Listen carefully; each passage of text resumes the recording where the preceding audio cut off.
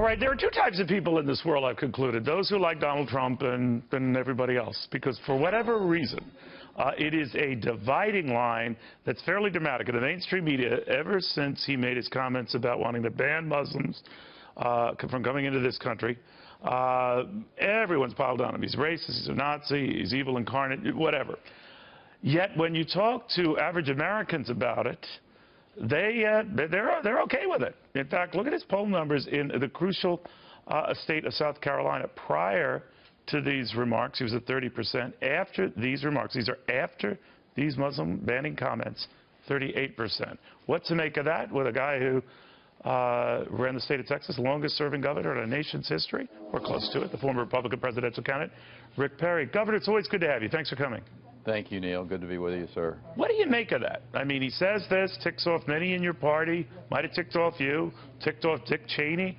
A lot of folks, conservative, moderates alike, the New York State Republican Party as a whole, they want to kick him out of there, but more popular than ever.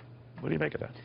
Yeah, I would kind of go along the lines of Senator Cruz. You know, that wouldn't have been my way to have addressed this issue. And I think, you know, as I've said before, I haven't been you know, fond of some of the things that he said and stepping across the line all too often, in my opinion, to offend different groups that, frankly, the Republican Party is really going to need in the general election, whether it's Hispanics, but whether it's women.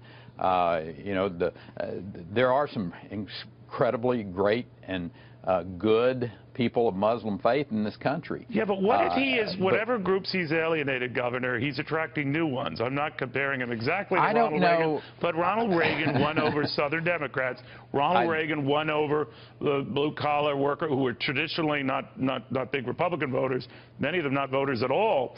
And maybe whatever he's losing, he's gaining for Republicans. What do you think? Yeah, I don't think I'd go quite as far as to liken him to Ronald Reagan, because in 1988, Ronald Reagan signed a piece of legislation paying reparations for the Japanese that we put into internment camps, and what was a shameful period of American history. And there's some people that are connecting that action back during World War II with some of the statements that the Trump campaign had made. But are you surprised? You know, you might be right on all of the above, Governor.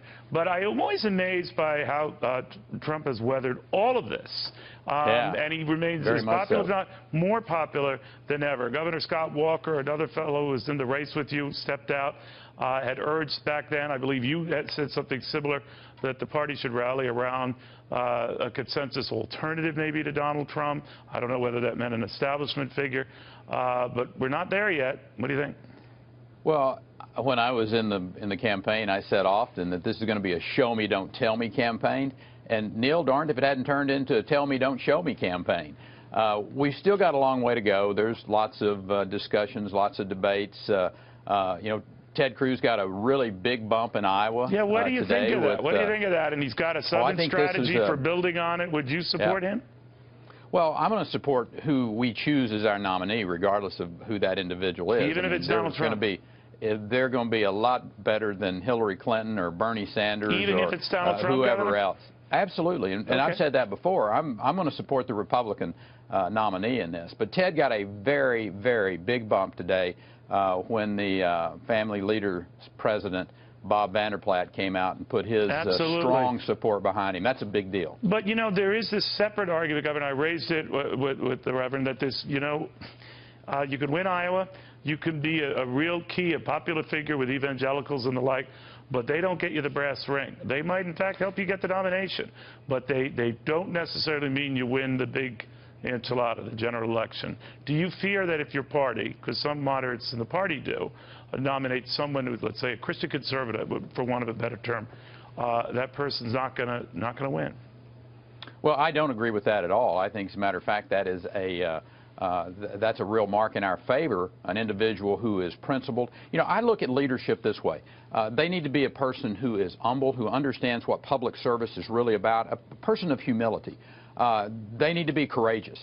And they need to be an individual who is full of gratitude that they have gotten to this place in life because of, you know, their faith in God, and that they've been blessed in that sense.